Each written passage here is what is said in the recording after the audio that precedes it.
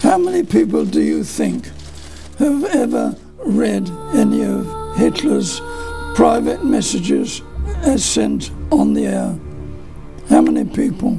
Tell me. In this country there's one only, and that's myself.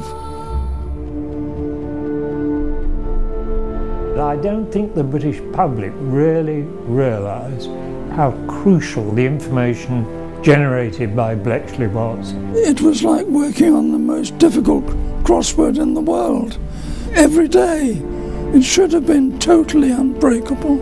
Hardly a vent in the war there wasn't intelligence coming from Bletchley. The Battle of Matapan, the D-Day landings. Battle of Alamein, Kursk. The Bismarck, she was sunk.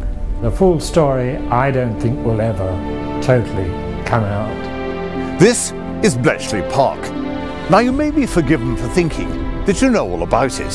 The code breakers, the Enigma machine, and the world's first computer. But the real story is that without Bletchley Park, we would have lost World War II.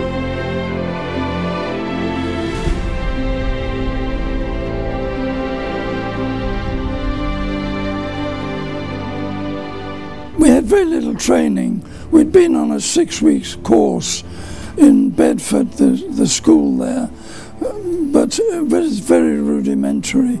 And when we started work on Tunny, you know, we were suddenly thrust into the 20th century, almost the 21st century, because it was so advanced, this cipher system. Every morning the key had changed.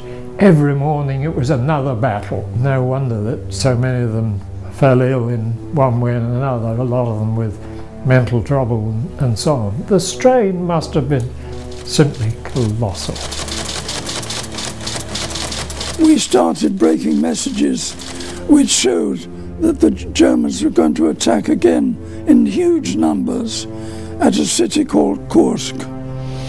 And we were able to warn the Russians. The Russians, fortunately, fought it off after the biggest tank battle of the war. And they called this themselves the turning of the tide. So secret was the work at Bletchley that deciphered messages could not even be given directly to Allied forces. We knew the Bismarck had been holed up in a fjord in Scandinavia, and we had no idea when it was going to set sail, when or where to. And if we'd had a spy sitting on the edge of the quayside, he wouldn't have known either. But however, a message was broken here giving the exact time of her departure and the map reference to where she was going. So what can we do?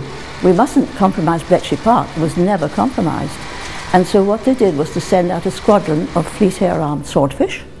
The men were told that they were on a square search of the North Sea, and that was quite a usual exercise, nothing unusual about that. And so that's what they were doing. One of these chaps, unknown to him, had the exact map reference where he was going to see Bismarck. So as he was flying along, he suddenly noticed something, my goodness. So he went down to have a closer look. Without Bletchley, it's certain that the German army in North Africa, under the command of General Rommel, would have destroyed the Allies. He was at the gates of Cairo. He needed one more push to get through to Cairo. If he had, that would have been the end of our war. And that would have been the end for Europe as well. Just think what it matters to us that we were able to kill those U-boats in the Atlantic. Without that, we would have starved. Just think about D-Day. What would it have been like if we hadn't had those decrypts which told us where the regiments were? Our troops would have been cut to pieces. Think of the Italian breakthrough that led to the Battle of Cape Matapan. One battle and the Italian Navy didn't come out again. It was things like that that made such a huge difference, and people don't realise this.